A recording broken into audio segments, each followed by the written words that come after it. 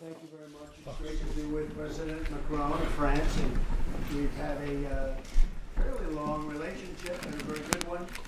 And we were just discussing certain things, and then we're going to have a long conversation afterwards. I want to, first of all, before we begin, I want to pay my respects to the great warriors that you lost in Mali. 13 helicopters was very sad. I've gotten a report on it.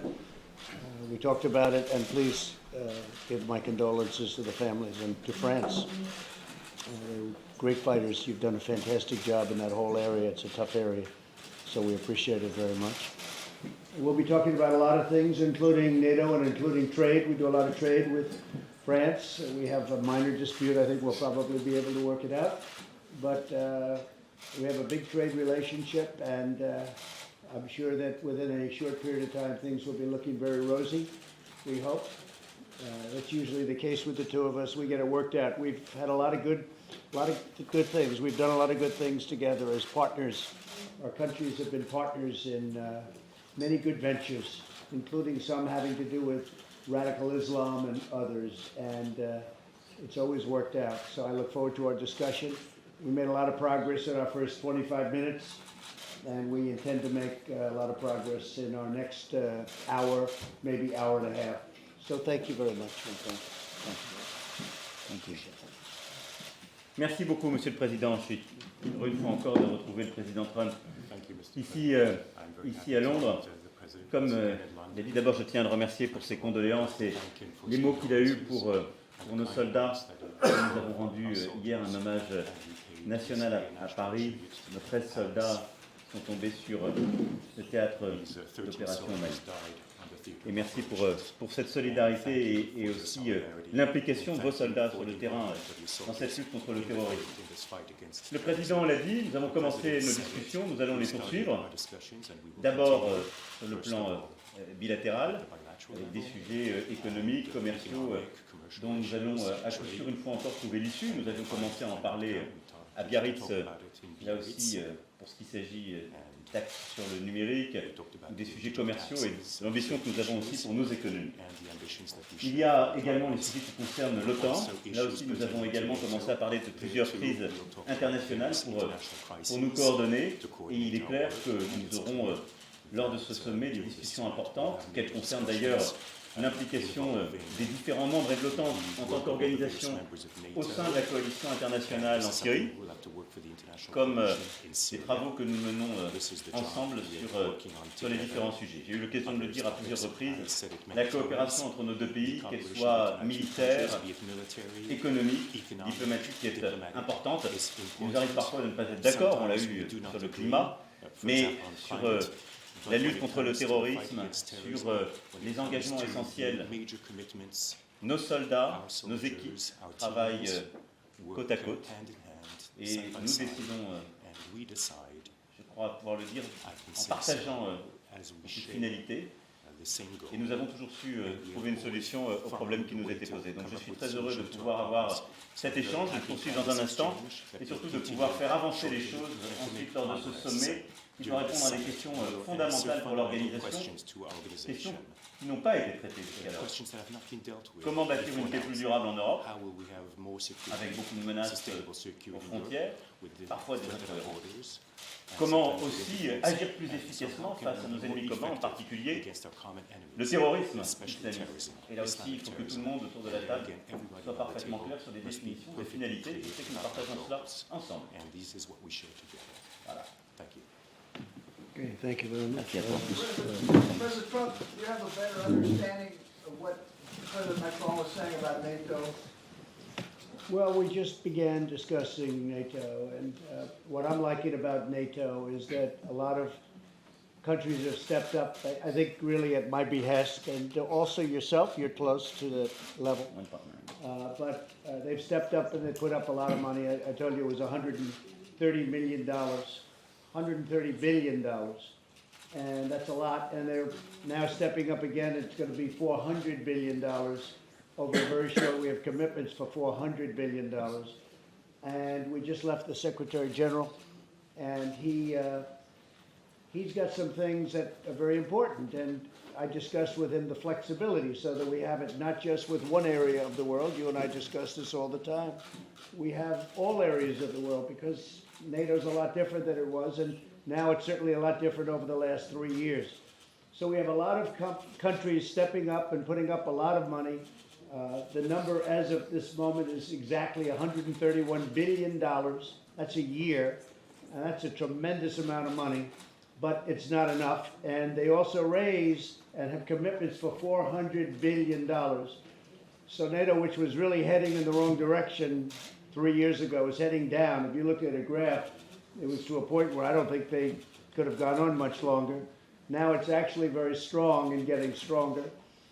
Many people are committed to that 2%, and ultimately I think the 2% will be raised. And the President and I think, feel that we need more flexibility, and I think we both agree on that, so that we can use it for other things, not just looking at one specific country. I mean, a lot of people say it was meant to look at originally the Soviet Union, now Russia, but we also have other things to look at, whether it's radical Islamic terrorism, whether it's the tremendous growth of China. There are a lot of other things. So NATO's becoming different than it was, much bigger than it was, and much stronger than it was because people are now fulfilling their commitments. There are some countries that aren't fulfilling their commitment, and those countries are going to be dealt with. Maybe I'll deal with them from a trade standpoint. Maybe I'll deal with them in a different way. I'll work something out where they have to pay. But, you know, we don't want to have people delinquent. I don't think it's fair for us to be involved, including France, by the way, to be involved, and you have countries that aren't paying their way. They, you know, less than 1%. You have a couple that are less than 1%. Not fair. So NATO's made a lot of progress over the last 3 years, and the word flexibility is very important. They're not just looking at one area now, they're looking at the world, and that's very important. To me, it's very important. Please. No, I know that my statements created some reactions and shake a little bit. A lot of people, I do stand by. And I have to say, when you look at what NATO is and should be, first of all, this is a burden we share. And President Trump just reminded you some figures, and the fact that this is perfectly true, that the US overinvested decade after decade, and is number one by far. And I do share the statement. That's why I'm a strong supporter of a stronger European component in NATO, which is exactly what we are doing. So in terms of cost sharing, we are investing 1.9% of our GDP. We are increasing our GDP. We will be at the rendezvous. But when we speak about NATO, it's not just about money. We have to be respectful with our soldiers. The first burden we share, the first cost we pay, is our soldiers' lives. And I do believe that in such circumstances, we do pay what we have to pay for collective security.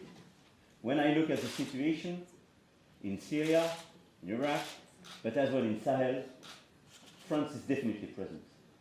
But my third point is that we have today strategic clarifications to be done. It's impossible just to say we have to put money, we have to put soldiers, without to be clear on the fundamentals of what NATO should be. And this is not the case today. What about peace in Europe? I want us to have clarification about that. After the decision of the end of the INF Treaty, we have to build something new, because now this is a risk for Germany, France, and a lot of European countries to have new missiles coming from Russia exploding ourselves. We need such a clarification. And I want a European component to be part of the future negotiations of such a new INF Treaty. When we speak about the enemy, I would say, of the alliance, what is the objective? To protect our partners against external threats, and France will do it, and we will have full solidarity vis-à-vis eastern and northern states in Europe. But the common enemy today are the terrorist groups, as we mentioned. And I'm sorry to say that we don't have the same definition of terrorism around the table. When I look at Turkey, they now are fighting against those who fight with us, who fought with us, shoulder to shoulder against ISIS. And sometimes they work with ISIS proxies. This is an issue, and this is a strategic issue. If we just have discussion about what we pay, and we don't have clear discussions about such a situation, we are not serious. We are not serious for our soldiers, we are not serious for our people. This is the very reason of my statements. I do believe we need strategic clarifications. How to build long-term peace in Europe, who is the enemy today? And let's be clear and work all together on that. I know that we do share exactly the same view. Having less budget exposure of the US means more European investment and more clarity on the European side. I do agree. Being strict and very efficient against terrorist groups means having clear definition of these groups and no ambiguity. I think we do agree. Well, one thing I'd like to say that you've been really doing a great job in Africa, and you've been very much involved there, more than most, and that's been fantastic. I appreciate you saying the United States for decades have been paying really way disproportionately too much for NATO, and you'd have other countries paying far too little that are very directly benefited by it, and by the United States involvement. And we're changing that around somewhat, and it's very important. But we're a very important player. I think without us, NATO certainly is not the same thing as we discuss it at length. This morning we discussed it with Secretary General Stoltenberg. But we're behind you 100%, and all of the money that's been raised and all of these countries that are all of a sudden putting up money, it's a great thing to see. But we do have a great, we really have a different objective, I think, right now. We're looking at a much bigger picture, and that includes, well, it includes, you mentioned Iraq, but it really includes Iran too. I think that if you look at what's going on in Iran, they have massive riots, they're having protests all over the country, and they're killing a lot of people. Everybody knows that. That's why they turned off their internet system, so nobody can find out. But if the media would go there, and it's, I think, very hard for the media to go there, frankly, right now, but they're killing a lot of people. But NATO has come a long way in 3 years, and it's something that we're very proud of, because we're with them. And NATO serves a fantastic function if everybody's involved. If they're not involved, and I really believe that the president is very much involved and likes the idea of NATO, but he wants it also to be utilized properly. If it's not utilized properly, we all agree, right? That's no good. So we've had a very good discussion. A lot of people, and we're meeting with a lot of countries later, as you know, and they're really stepping up. For the most part, they're all stepping up. We have one or two that aren't, and we'll have to deal with them in a different way. Maybe we, as I said, we'll deal with them on trade. We have a lot of power with respect to trade. They make a fortune with the United States, and then they don't pay their bills. That's no good. But NATO's come a long way in 3 years, and it's become very powerful. I think very powerful. And it's become, I think, a much fairer statement in terms of the United States, because we're able to go down a little bit. We were paying 4 to 4.3% of the largest GDP ever. Nobody's ever had a GDP like we have right now. And nobody's come close. And other people were paying 1%. Some people were paying less than 1% of a very small GDP. It's not fair. And if they get attacked, we protect them, but it's not fair.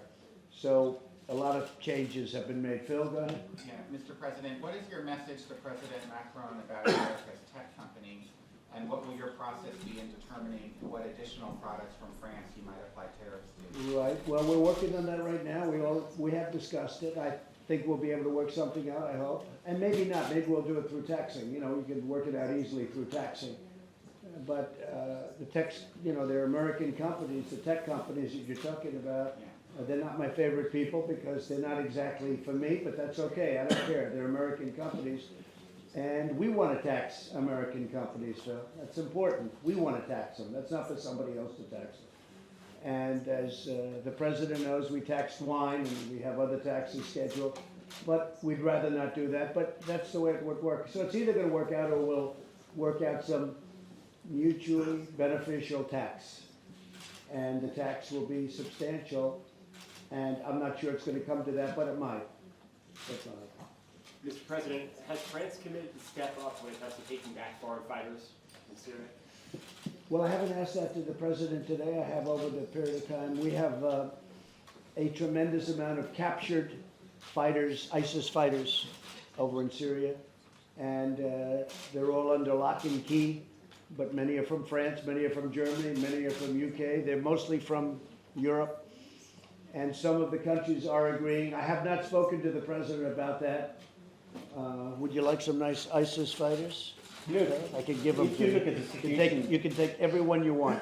let's be serious. The very large number of fighters you have on the ground are ISIS fighters coming from Syria, from Iraq, and the region. It is true that you have foreign fighters coming from Europe, but this is a tiny minority of the overall problem we have in the region. And I think number one priority, because it's not yet finished, is to get rid of ISIS and these terrorist groups. This is our number one priority. And it's not yet done. I'm sorry to say that. You still have fighters in this region, in Syria and now in Iraq, and more. And the whole destabilization of the region makes the situation more difficult to fix the situation against ISIS. Second, some of these foreign fighters are being judged in Iraq because of the deeds precisely they acted in this very region. And we will have a case-by-case approach. We have a humanitarian approach for children, already organized, and we will have a case-by-case approach. But for me, the very first objective in the region is to finish war against ISIS. And don't make any mistake. Your number one problem are not the foreign fighters. This is the ISIS fighters in the region. And you have more and more of these fighters due to the situation today. This is why he's a great politician, because that was one of the greatest non-answers I've ever heard. And that's okay. Because sometimes you can have some temptation from the US side, I don't say about President Trump, but could be the press, to say this is the European responsibility. I'm sorry to say that. We have some of our people, but if you don't look at the reality of the situation, that is number one, not to be ambiguous with these groups. This is why we started to discuss about our relations with Turkey. But I think any ambiguity with Turkey vis-à-vis these groups is detrimental to everybody for the situation on the ground. France has actually taken back some fighters. But we have a lot of fighters. We captured a lot of people. And we have captured 100% of the caliphate, but you know that means that it's still, they keep going and going. We sent a small contingent in and we wiped out another portion of ISIS. We don't want to happen, to me, what happened with President Obama, where it reformed and then it became stronger than it was in the first place. So we don't want that to happen. And as I said before, we've taken the oil. We have the oil.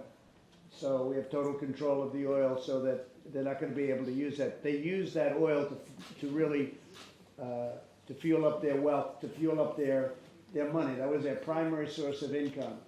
And they get contributions. So we have now lists of where these contributions come from, which is very important. You have people contributing, if you can believe it. Some of these people are wealthy people that make contributions. And we have lists of where we learned a lot. You know, when we got al-Baghdadi, that was a great get. And when we killed him, we have a lot of information that I'm revealing now for the first time, but we also got a lot of good information. So a lot of things are happening, and France has been very helpful. I have to say that. They've been very, very helpful. Okay? Go ahead. Any other questions, please?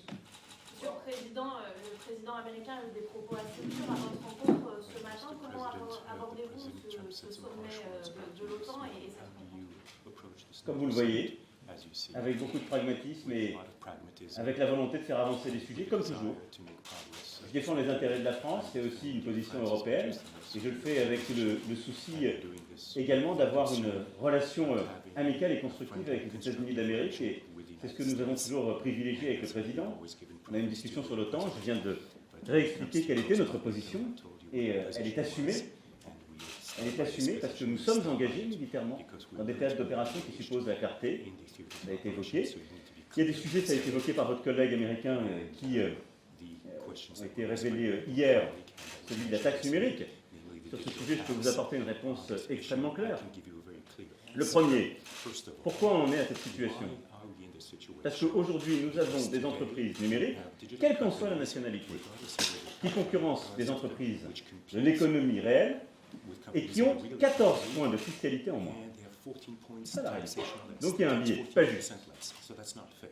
Nous avons, sur la base de la proposition de la Commission européenne, passé une taxe numérique. Elle ne vise pas du tout les acteurs américains.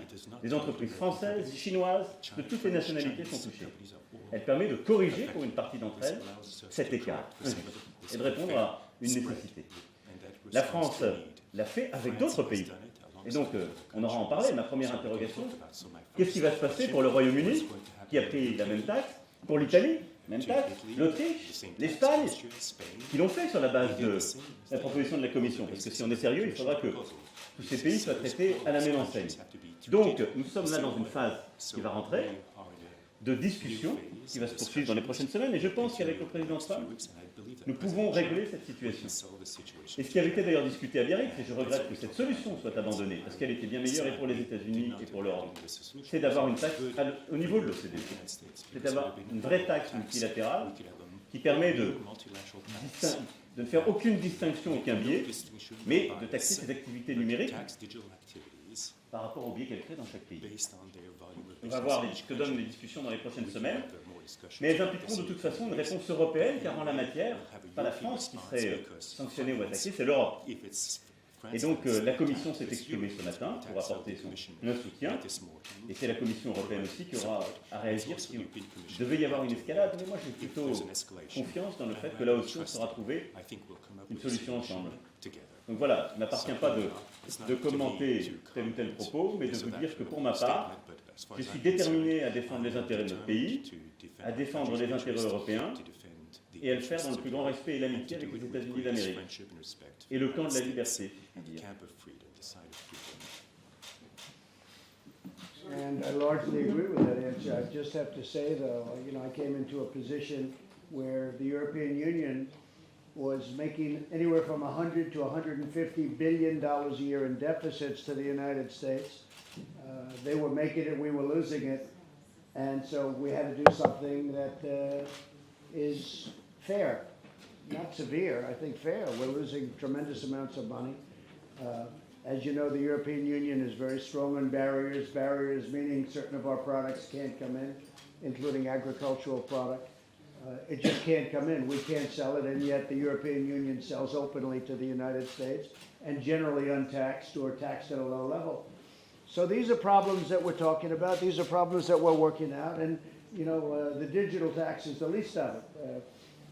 I inherited a situation where the European Union, which was formed partially for this reason, I guess for a lot of reasons it was formed, but partially to make better or take advantage of the United States. And they've done that very brilliantly, and frankly, it's not right. So I've exposed it. A lot of people didn't know it, and we're doing things about it. We have no choice because the United States can't continue to lose the kind of money that they've lost over the last, literally since the formation of the European Union.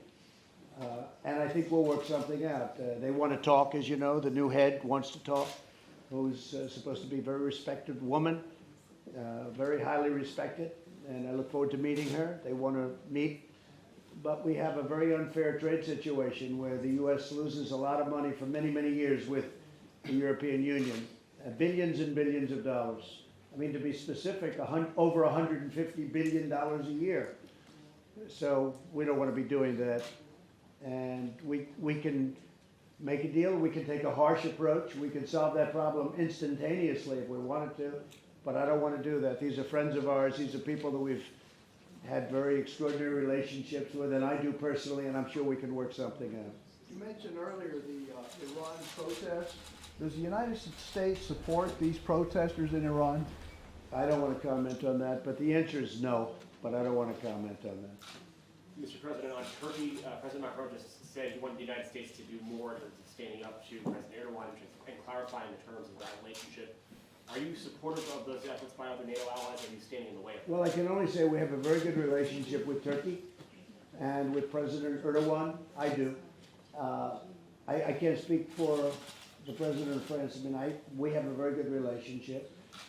We pulled our soldiers out and we said, you can patrol your own border now. I don't care who you do it with. We're not going to have soldiers patrolling the border that's been fought over for 2,000 years. But we took our soldiers out. We put some of those soldiers around the oil where we've captured the oil and taken the oil. And we have the oil. But we've brought some home, and we will be bringing some home, and we've sent some to other areas. Okay? Sir, But we have a very good relationship with Turkey. Mr. As President. far, and just on Turkey, to be clear, we have a lot of cooperations with Turkey on security, trade, migration, and so on. There is a full-fledged agenda with the European Union and France. I do respect all leaders, whatever they can say, even bad things about myself.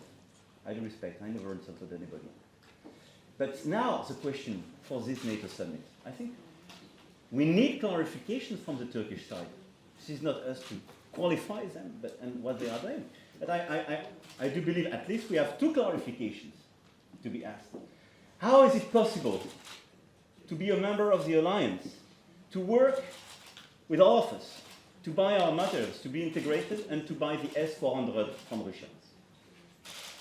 Technically, it is not possible. Clarifications to be provided by the Turkish president, as far as he wants to be part. Second, I understand from Turkey that they want to block all the declarations of the summit if we do not agree about their definition of terrorist organization, qualifying YPG and the others as terrorist groups, which is not our definition. These 2 points have to be clarified if they want to be a serious member of the alliance. I think so. And Mr. President, this is really why we're having meetings. Those are our points. And we'll be discussing that with the president today.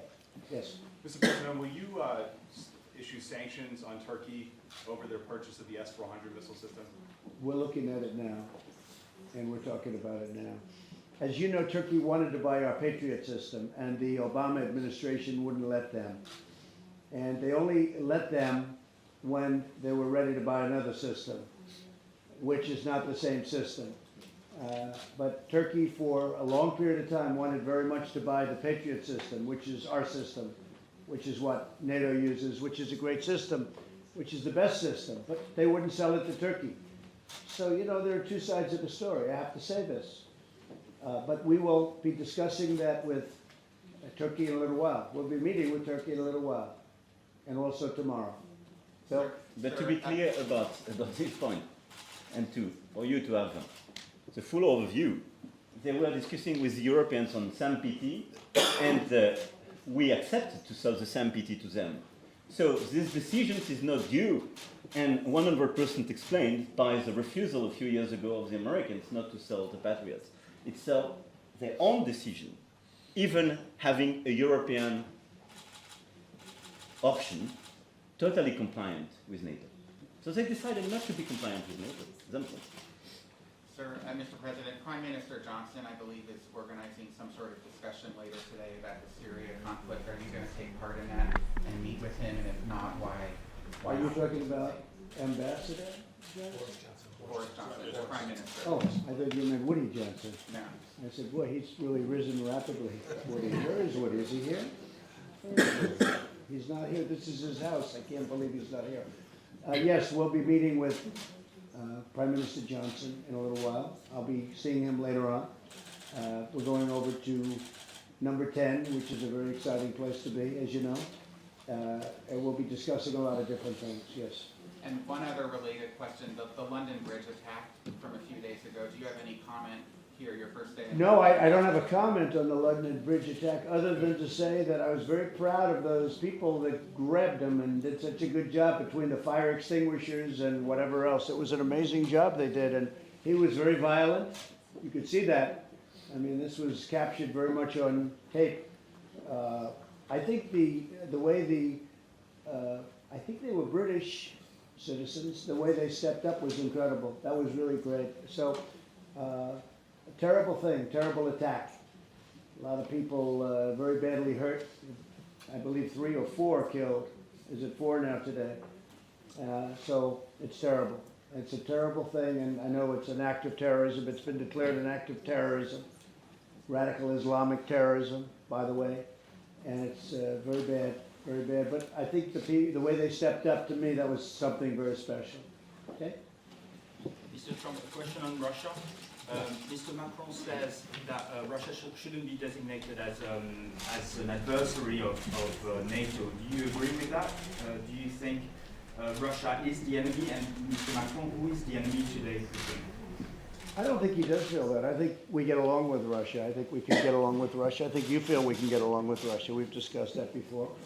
But certainly we have to be prepared, whether it's Russia or somebody else, we have to be prepared. But he and I have a pretty similar view on that. I think we feel that we can get along with Russia. And I think it's a good thing to get along with Russia. And I campaigned on it. I mean, I go into big stadiums, people like it. And I think the Russian people would like to see it too. A lot of good can come of it. But the purpose of NATO is that, but the purpose of NATO can be much more, and that's where we're showing the flexibility over the last period of 2 years. Pour être clair sur votre question, l'Alliance s'est organisée pour en effet faire face à la Russie historiquement. Je pense qu'aujourd'hui, il nous faut regarder la nouvelle situation historique et aussi notre géographie, j'ai souvent dit. Je n'ai aucune naïveté à l'égard de la Russie. Et nous sommes très conscients sur les attaques cyber qu'il y a pu avoir, sur les conflits gelés qu'il y a aux frontières de l'Europe, et y compris sur la crise ukrainienne que nous vivons. Est-ce que le statu quo est la meilleure des options? Je ne crois pas. Et donc, nous devons engager une procédure avec quelques préconditions et une méthode. Les préconditions, c'est, on le sait, de savoir avancer sur le conflit ukrainien. C'est ce que nous ferons d'ailleurs le 9 décembre prochain à Paris, avec un sommet en format Normandie, pour essayer d'acter des avancées entre l'Ukraine et la Russie. Ensuite, c'est de pouvoir définir un agenda où les Européens, si possible ensuite les membres de l'Alliance, définissent des procédures de définition de menaces communes avec la Russie, de coopération possible, en tout cas des escalades. Ça prendra du temps. Mais je pense que si nous voulons, d'une part, la stabilité en Europe, d'autre part, réduire la conflictualité, il est important d'initier un dialogue stratégique avec la Russie. Il faut le faire sans aucune naïveté, et il faut le faire en étant conscience aussi du poids de l'histoire et de la peur que certains pays européens ont à l'égard de la Russie. Et je le dis ici en ayant beaucoup de respect et d'empathie pour ces derniers.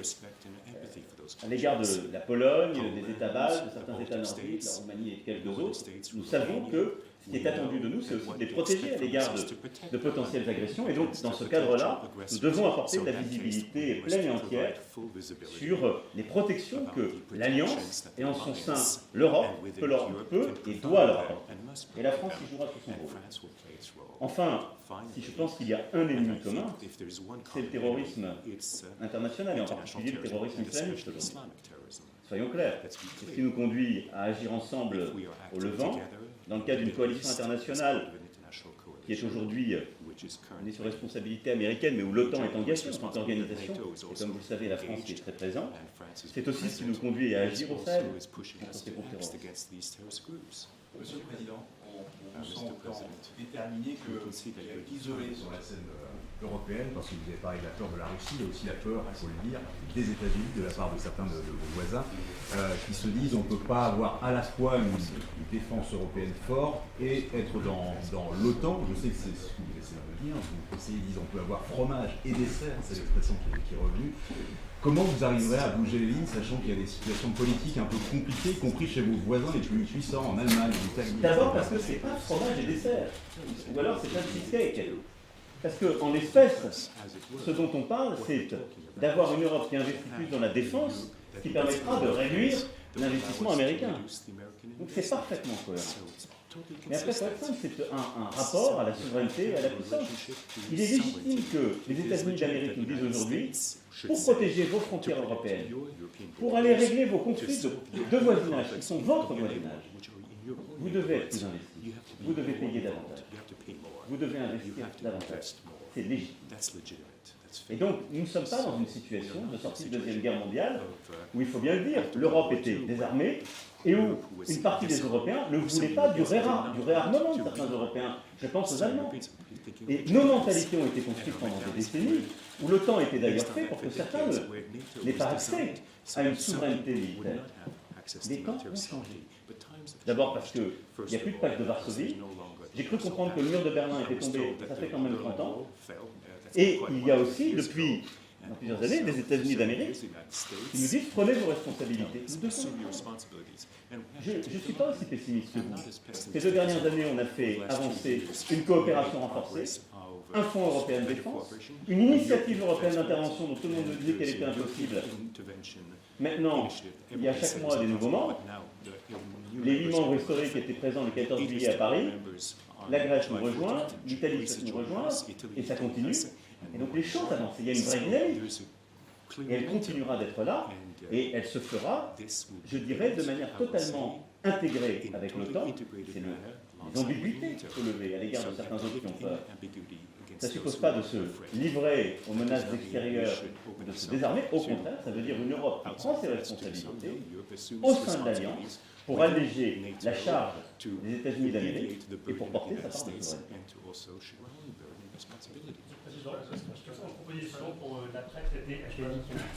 D'avoir une discussion maintenant stratégique.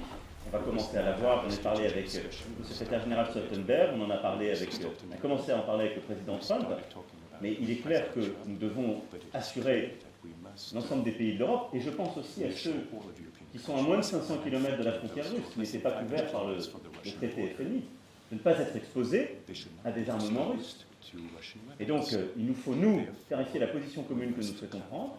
Les parties prenantes à un nouveau traité, c'était jusqu'alors un traité bilatéral, je souhaite que l'Europe prenne ses responsabilités, qu'à la France le fera, qui, comme vous le savez, est une puissance dotée, et que nous puissions ensuite, une fois cette coordination faite, engager un nouveau dialogue, un nouveau débat avec les Russes pour répondre à ce problème de sécurité et de désarmement sur notre propre sol.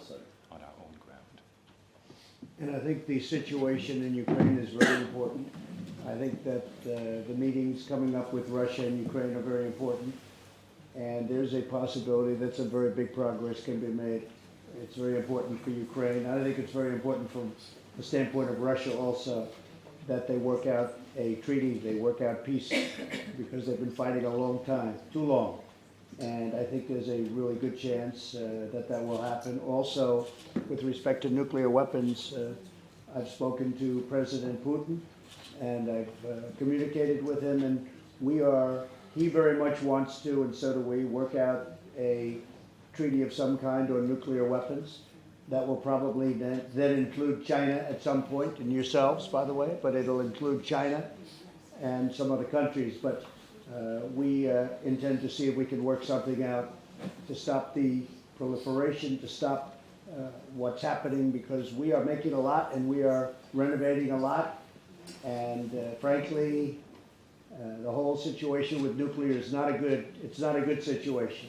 We ended the treaty because it wasn't being adhered to by the other side, but they want to make a treaty, and so do we, and I think it would be a great thing. I think it's one of the most important things we can do, frankly. So we're going to be dealing with Russia on a treaty where we really, and we're focused on nuclear and nuclear weapons, missiles, but nuclear weapons, and we think something can be worked out. We think they want to do it. We know they want to do it, and we want to do it also. I spoke to China about it. During one of our trade negotiations, they were extremely excited about getting involved in that. So some very good things can happen with respect to that. I think it's very important. The whole nuclear situation, very, very important. Okay? Thank you all very much. Thank you.